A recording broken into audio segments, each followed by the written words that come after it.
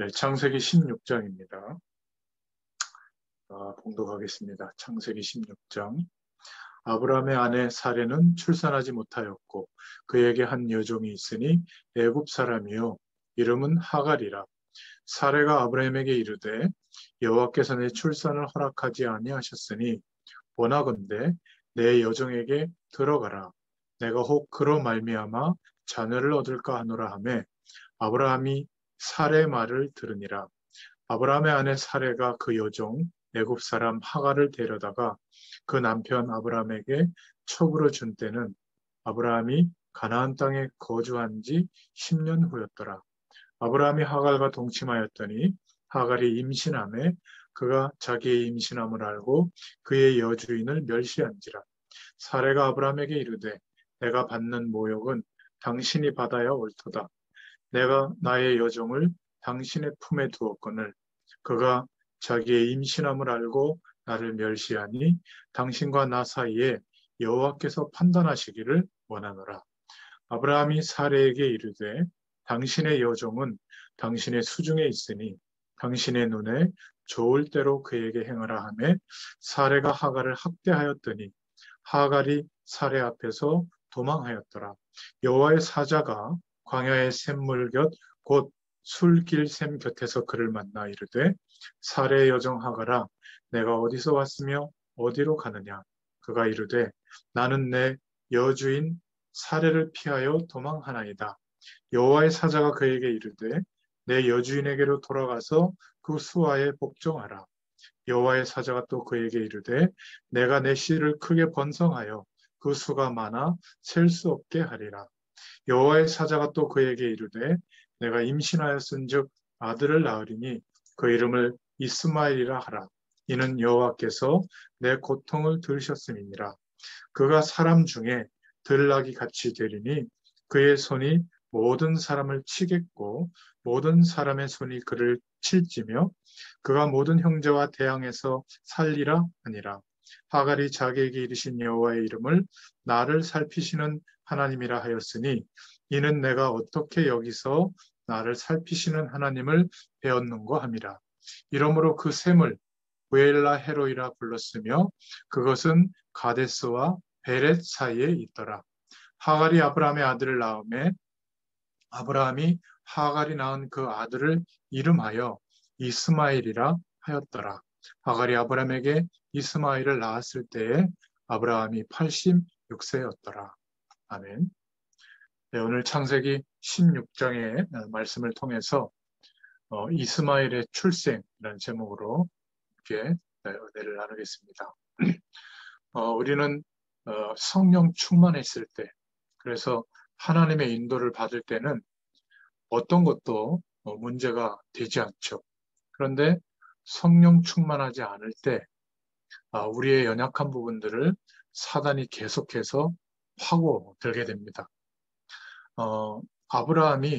하나님이 아브라함을 부르실 때는 완전한 계획과 완벽한 축복을 가지고 부르셨죠.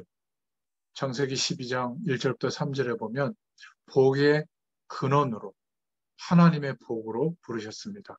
하나님의 모든 관심이 언약 관계에 있었던 아브라함에게 있고 하나님은 아브라함을 중심으로 해서 모든 것을 이끌어 가시는 그런 축복을 약속해 주셨습니다. 그래서 아브라함에게 주신 하나님의 언약은 창세기 12장 1절에 잘 나와 있죠. 바로 가나안 땅에 대한 언약과 후손에 대한 축복의 언약이 담겨 있고요. 메시아에 대한 언약을 아브라함이 붙잡을 때 메시아에 대한 언약을 붙잡는다는 것은 내가 내게 지시할 땅으로 가라. 그 말씀대로 행하는 거죠. 그 지시할 땅이 가나안 땅입니다. 그래서 구약은 전부 가나안 땅으로 가도록 하나님이 방향을 주시는데 그 땅은 예수님이 출생하실 팔레스틴의 옛 지명 가나안 땅입니다. 거기에서 정착해서 살아가는 것이 하나님의 언약 성취의 응답을 누리는 그런 가장 중요한 방향이었죠. 그래서 내가 내게 지시할 땅으로 가면 너를 복의 근원 되도록 하겠다. 복의 근원 되도록 하고 너를 축복하는 자에게는 내가 축복하고 너를 저주하는 자에게는 내가 저주하겠다. 그리고 너 안의 후손을 통해서 열방이 이 복을 얻도록 하겠다. 이렇게 약속해 주셨습니다. 하나님께서 아브라함만이 아니라 우리에게도 복음 속에 부르신 우리를 아브라함처럼 언약 관계를 맺어주시고 하나님의 자녀로서 대표적인 하나님의 복이 시작되는 복의 근원이 되도록 축복하신 줄로 믿습니다. 이 부분에 대한 확신한 믿음과 확신이 있어야 되겠죠. 이 사실을 확신하지 못하면 세상 배경 속에서 나를 자꾸 찾게 되고 세상 배경 속에 있는 세계관을 가지고 인생을 그려나가기 때문에 결국 하나님이 안 계신 것처럼 불신앙을 하게 됩니다. 불신앙은 막 우상 숭배하고 막 대단한 범죄를 저지르는 그런 것일 수도 있지만은 하나님이 안 계신 것처럼 세상적인 방법을 최우선으로 선택하고 하나님이 안 계신 것처럼 온갖 노력을 자기 중심으로 하고 하나님이 안 계신 것처럼 이 세상에다가 뭔가를 형성하려고 하는 모든 노력, 마음에 그것을 담고 즐거워하고 기뻐하는 것이 불신앙이죠. 세상에서 성공하지 말고 세상에서 열심히 살지 말고 그런 말이 아닙니다.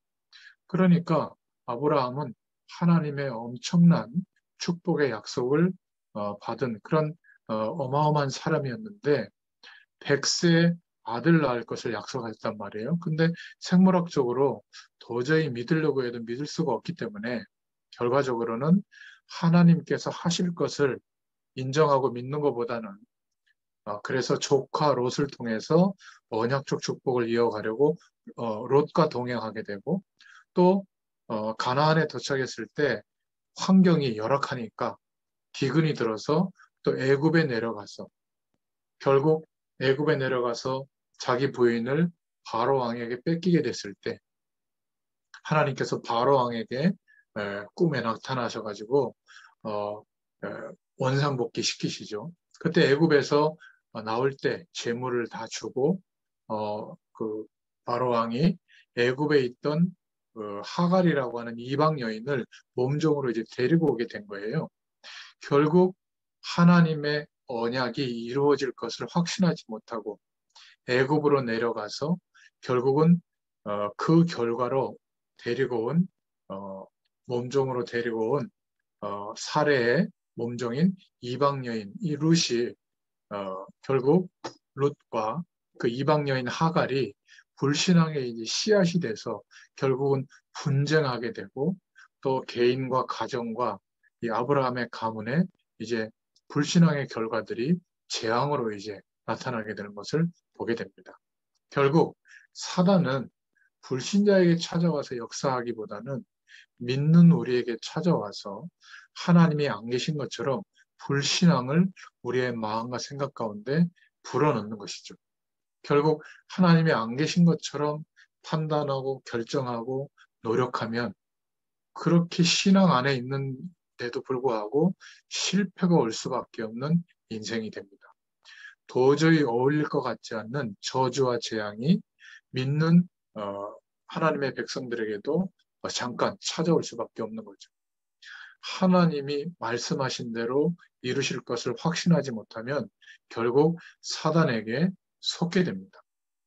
하나님과의 언약, 내게 주신 하나님의 뜻과 계획에 대한 말씀, 여기에 대한 믿지 못하는 불신앙 때문에 선택하는 모든 선택이 이상한 결과가 나오게 되는 것이죠. 그게 오늘 창세기 16장 말씀에서 우리에게 알리고 있는 내용입니다. 그래서 오늘 본론으로 좀 기도 제목을 붙잡으려면 좀 말씀을 좀 살펴봐야 되겠는데 창세기 16장 1절부터 6절을 먼저 보면 하나님의 언약에 대한 아브라함에게 약속하신 그 말씀으로 약속하신 언약에 대한 불신앙 때문에 일어나는 이상한 일들이 나옵니다. 1절에 보니까 애굽에서 데리고 온 불신앙의 씨앗이죠. 애굽 여인 하갈 때문에 일어난 일입니다. 2절에 보니까 하나님께서는 분명히 아브라함과 사례를 통해서 난 씨를 통해서 후손을 통해서 하나님의 약속이 이루어지도록 하시겠다고 말씀하셨는데 시간이 지나도 하나님이 역사하지 않는 것 같으니까 사례가 생물학적으로 더 이상 시간이 지나면 힘드니까 자기의 방법대로 하나님의 축복의 일들이 이루어지도록 행하죠. 결국 하나님이 없는 것처럼, 하나님이 못하시는 것처럼 생각한 결과로 어디로 돌아가냐면 윤리적인 방법, 도덕적인 방법, 관습적인 방법으로 돌아갑니다. 그래서 결국 생각에는 결정이 그 몸종 하가를 아브라함에게 첩으로 들여보내죠. 왜 그렇죠? 후사를 얻기 위해서 그렇게 한 겁니다. 하나님의 언약을 성취하기 위해서 인간적인 방법으로 첩이라고 하는 그런 방법을 선택해서 하가를 아브라함에게 보내는 거죠. 하나님의 인도를 받지 못하는 것이 인본주의라고 볼 수 있습니다. 그래서 사실은 하나님의 자녀인데도 잠깐 실패가 크게 오는 겁니다. 하나님의 약속하신 내용은 가만히 있어도 사실은 이루어지는 것인데 인간적인 눈과 인간적인 방법으로 노력하면 노력할수록 그것이 불신앙의 열매가 맺어지는 겁니다.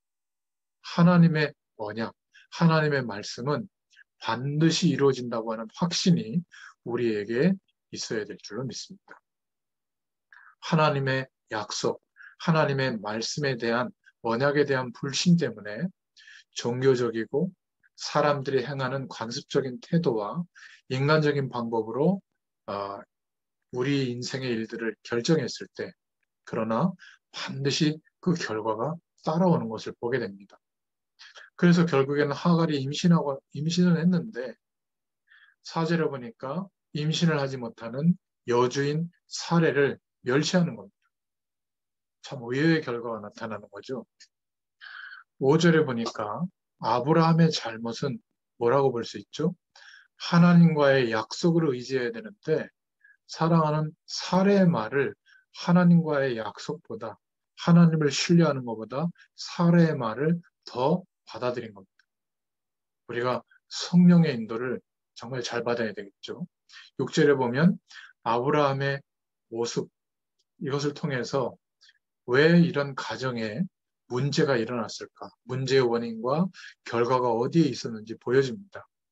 하나님의 언약, 하나님께서 이루실 것을 확신하지 못할 때 결국은 인간적인 방법은 노력했을 때 결과가 옵니다.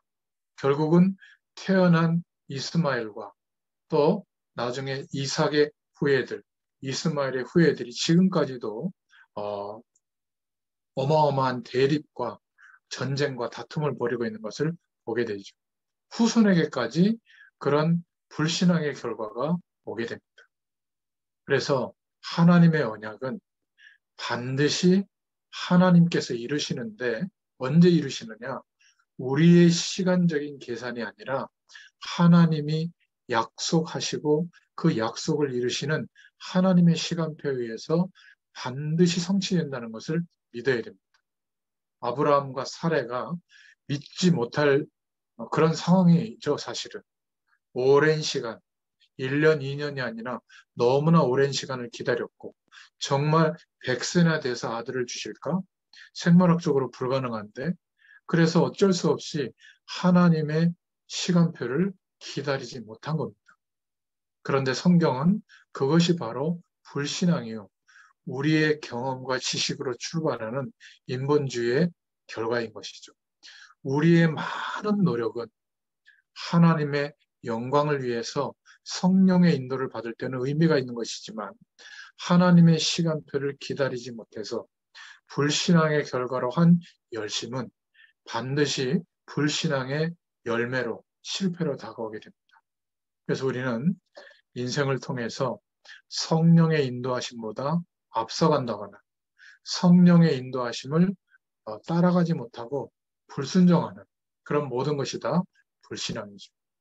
그래서 3절에 보니까 아브라함에게 하갈을 첩으로 준 때에 대해서 말하고 있죠. 가나안 땅에 거한 지 10년 후입니다.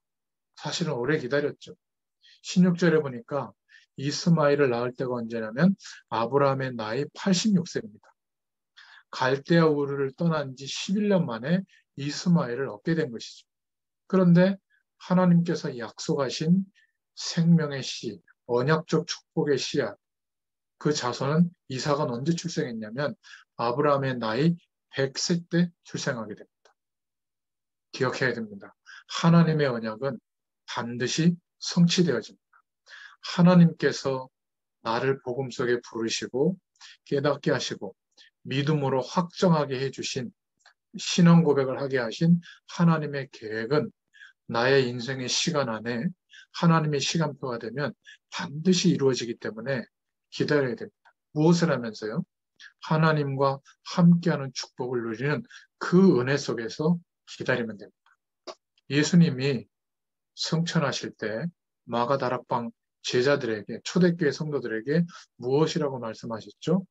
사도행전 1장 4절부터 8절에 보니까 약속하신 성령을 기다린 겁니다. 하나님의 시간표를 기다린 거죠. 하나님의 약속을 붙잡고 13절, 14절에 보니까 전혀 기도하면서 기다린 겁니다. 그때 약속하신 성령의 충만이 임하고 나서 그 초대교회 모인 120문도는 완전히 바뀌어지게 된 겁니다. 그 당시에 땅끝까지 가장 강대국이었던 로마에게까지 순교하는 시간표가 왔는데도 복음이 증거되어지는 하나님의 축복의 역사가 일어나게 된 겁니다. 하나님의 약속을 붙잡고 하나님의 시간표를 기다리는 것. 이것이 너무 중요합니다. 내가 계획하고 내가 짜놓은 스케줄에 하나님 보고 응답을 달라고 요구하는 것이 아니라 하나님의 시간표를 맞춰서 우리의 삶이 그 방향에 맞춰져 있을 때 하나님의 역사하심을 경험하게 될 줄로 믿습니다. 왜 마가다락방에서 모든 것을 멈추고 10일 동안 전혀 기도했는가? 성령의 충만을 기다리라고 약속하시고 말씀하신 그 내용을 믿고 기다린 것이죠. 하나님의 시간표를 기다리게 됩니다. 이 시간표를 따라 하나님이 역사하시는 것을 경험하면서 하나님의 응답을 따라 움직이는 것이 성령의 인도함을 받는 겁니다. 그렇지 않은 모든 노력은 결국 하나님이 하시는 일과는 별개의 결과가 오는 것을 우리는 보게 됩니다. 그래서 오늘 말씀을 통해서 성령의 인도를 받는 두 가지 방법이 나오는데 성경대로 인도하시죠. 그래서 말씀이 말씀하고 있는 규칙, 그 방향은 어디죠? 예수님이 하신 그리스도의 일을 믿게 되도록. 그래서 먼저 깨닫게 하시는 게 뭐냐면 인간은 아무리 노력해도 이 세상의 배경으로는 절대 불가능하다. 이거를 말하고 있는 것이 성경의 메시지입니다. 그래서 하나님과 함께하는 축복을 누리는 절대 가능한 인생이 되려면 하나님의 약속하신 일이 이루어진 복음의 내용, 예수님이 하신 그리스도의 일을 믿을 때 절대 가능한 인생으로 바뀌게 되는 줄로 믿습니다. 그래서 성령의 인도를 따라서 하나님의 말씀의 규칙을 따라 인도받으면 됩니다. 두 번째는 성령의 인도받는 두 번째 방법은 사도행전 2장 42절에 사도의 가르침을 받아 하나님이 이 시대를 변화시키고 우리 가정에 축복의 일들이 일어나도록 세상의 방법으로 하는 것 같지만은 거기에 앞선 것 같고 막 속도도 빠르고 굉장히 변화할 수 있는 힘도 있는 것 같지만 언제든지 하나님은 교회에 옛날스럽고 이 시대와 지금 현대와 잘 맞지 않는 것 같지만 교회에 주시는 그 축복, 하나님이 허락하시는 비전과 성령의 역사하심과 복음의 능력이 나타날 때 교회를 통해서 하나님이 모든 것을 회복하고 치유하시고 바꿔나가시는 겁니다. 그래서 우리가 섬기는 교회의 주일 예배와 또 교회에서 가르쳐 주시는 방향, 특히 사도의 가르침을 받아 사도행전 2장 42절에 초대교회 성도들은 그렇게 성령의 인도를 받은 겁니다. 그리고 흩어져서는 하나님의 말씀을 묵상하고 또 교회에 모여서는 하나님께 예배하며 사도로부터 가르침을 받게 된 겁니다. 우리는 대부분 우리 스스로 내가 모든 일을 결정한 후에 통보하듯이 하나님께 구하고 통보하듯이 뭔가 상담하고 그렇게 합니다. 그런 성령 인도 받는 것과 거리가 좀 있는 것이죠. 사도의 가르침을 받는 것이 아닙니다. 성경적인 원리는 섬기는 교회에 주일 강단의 말씀을 통해서 사도의 가르침을 받고 그 말씀을 통하여 지시하시는 가리키는 방향을 따라 성령의 인도를 받는 것이 성경적으로 가장 중요한 축복의 길을 누리는 방향입니다. 자, 그러면 두 번째, 오늘 창세기 16장 7절부터 16절에 보니까 하나님이 하갈의 기도를 들으시고 그 불신앙의 열매인 이스마엘도 축복하는 내용이 나옵니다. 왜 이렇게 하시는가? 하갈은 나쁜 사람이고 이스마엘은 불신앙의 열매니까 저주받고 이렇게만 생각하잖아요. 근데 하나님이 하갈도 이스마엘도 축복합니다. 물론 언약적 축복이라기보다는 육신적인 축복을 말하고 있고 나중에는 많은 사람들에게 대립하는 그런 어떤 결과도 말씀하시지만은 여기에서 중요한 기도 제목이 있는 겁니다. 하나님의 모든 관심은 어디에 있느냐? 이스라엘 백성들이 생각하는 것처럼 이스라엘 민족에게만 있느냐? 그래서 이스라엘 민족만 선택하고 나머지는 다 하나님이 버렸느냐? 그게 아니라는 거예요. 모든 족속, 천하 만민, 예루살렘과 온 유대와 사마리아와 땅끝까지가 하나님의 관심이기 때문에 하갈의 기도도 들으시고 이스마엘도 축복하신 겁니다. 하나님의 관심은 아브라함만이 아니라 아브라함을 통해서 모든 민족이 구원받는 것, 세계 복음화 되어지는 것, 여기에 하나님의 관심이 있기 때문에 그렇습니다. 하나님의 관심은 지금도 불신자들에게, 우상 숭배하는 사람들에게, 무속인들에게, 종교인들에게 있음을 우리가 알아야 됩니다. 나는 하나님의 자녀니까 영적인 우월감을 가지고 이런 사람들을 업신여기거나 모자라게 생각하거나 영적으로 우월적인 위치에서 막 이렇게 강요하듯이 하나님의 말씀을 전달하는 게 아니라 저들은 나보다 세상적으로는 더 훌륭한 조건들을 많이 갖고 있는데 먼저 하나님이 내게 은혜를 주셔서 예수님을 그리스도로 믿게 하신 것은 이들에게 하나님의 관심이 있기 때문에 나를 먼저 복음 속에 부르신 거구나. 하나님의 복음을 증거해도 나의 좋은 것들이 나타날 이유가 별로 없기 때문에 모자란 나를 먼저 축복하신 거구나. 이렇게 믿는 것이, 이렇게 생각하는 것이 복음적인 생각입니다. 그래서 하나님이 지금도 왜 마지막 심판하시고 마지막 때를 허락하시는 게 아니라 지금도 이 지구가 움직여지고 세상이 계속 움직여지고 있는가?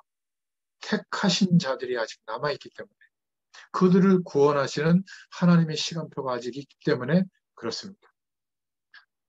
신학자들의 관점에서 택하신 자들을 막 관찰하는 게 아니라 우리는 복음을 심부름하는 전도자의 관점에서 하나님의 택하신 자들을 봐야 됩니다.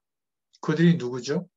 모든 사람이 하나님을 떠난 창세기 3장 사건 이후에 세상 배경 속에 완전히 함정에 빠져 있고 개인의 인생의 틀에 갇혀 있고 완전히 지옥 배경 속에 살고 있기 때문에 그들에게는 유일한 답, 예수님이 그리스도 되어주신 이 사실이 필요한 겁니다.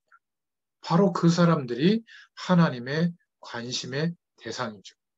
그래서 우리는 그 사람들을 두고 기도하고 복음의 심부름을 하는 것입니다. 오늘 창세기 16장을 통해서 결론을 맺겠습니다. 어떤 결론이 오죠? 우리는 무엇 때문에 틈틈이 불신앙이 자꾸 나올까? 그것은 하나님의 말씀, 하나님이 내게 허락하신 뜻하심과 계획하심에 대한 언약을 확신하지 못하기 때문입니다. 그러면 두 번째로 무엇 때문에 자꾸 불신앙하면서 살게 되는가? 왜 자꾸 세상 배경 속에서 모든 인생의 답을 결정하고 나가려고 하는가? 하나님의 시간표가 반드시 있는데 하나님의 언약이 이루어지는 그때가 있는데 그것을 기대하고 기다리지 못하기 때문에 그렇습니다. 하나님이 약속하신 일들은 반드시 이루십니다. 그래서 하나님의 언약이 이루어지는, 약속이 이루어지는 시간표를 기다리는 게 느린 게 아니라 잘못 가는 것이 느린 거예요. 오늘 창세기 16장에 나와 있는 것처럼 자기의 경험과 자기가 지금까지 살아왔던 어떤 세상에서 얻었던 정보, 지식, 그거는 상식의 영역에서 통하는 것이지 하나님과 함께하는 축복을 누리는 영적인 은혜를 회복하는 것에서는 전혀 거의 도움이 되지 못하는 것이 사실입니다. 그래서 하나님의 말씀이 이루어질 것을 믿고 그 축복을 기다리는 게 훨씬 빠르게 응답받는 길입니다. 증거가 뭐냐면 그 불신앙의 결과들로 지금 이스라엘의 이스마엘의 후예들과 또 이제 어, 언약 속에서 낳은 이삭의 후예들과 지금도 이스라엘과 저 이스마엘의 후예들 간의 싸움이 계속되고 있죠. 너무나 안타까운 그런 모습들을 보게 됩니다. 그래서 우리는 오늘 말씀을 통해서 전도와 복음의 비밀을 우리가 깨달아야 될 그런 분명한 이유가 있다는 것을 기도 제목으로 붙잡게 되죠. 하갈에게도 이스마엘에게도 하나님은 관심을 갖고 계시고 하나님의 축복이 전달되기를 원하신다. 이 사실을 기억하시면서 우리는 하나님의 언약을 믿는, 약속을 믿는 믿음을 가지고 반드시 우리에게 주신 말씀의 언약은 하나님의 시간표 가운데 성취되어진다는 것을 믿고 하나님을 바라보는 믿음의 선택을 할 수 있기를 예수님의 이름으로 축원드립니다. 기도하겠습니다. 하나님 감사합니다. 창세기 16장을 통해서 우리의 방법과 우리의 노력으로 모든 사람들이 최선을 다하지만은 결국 그 모든 노력들이 하나님의 언약을 하나님이 이루시는 그 시간표를 기다리지 못하고 또 하나님의 언약을 믿지 못하는 불신앙의 결과 때문에 일어나는 일이라는 것을 깨닫게 해주셔서 감사합니다. 오늘 말씀이 우리에게 중요한 회복할 수 있는 치유받고 또 하나님의 응답을 누릴 수 있는 전환점이 되는 기도 응답이 되는 기준이 되도록 역사하여 주시기를 소원합니다. 감사드리며 예수님의 이름으로 기도드렸습니다. 아멘. 감사합니다. 감사합니다.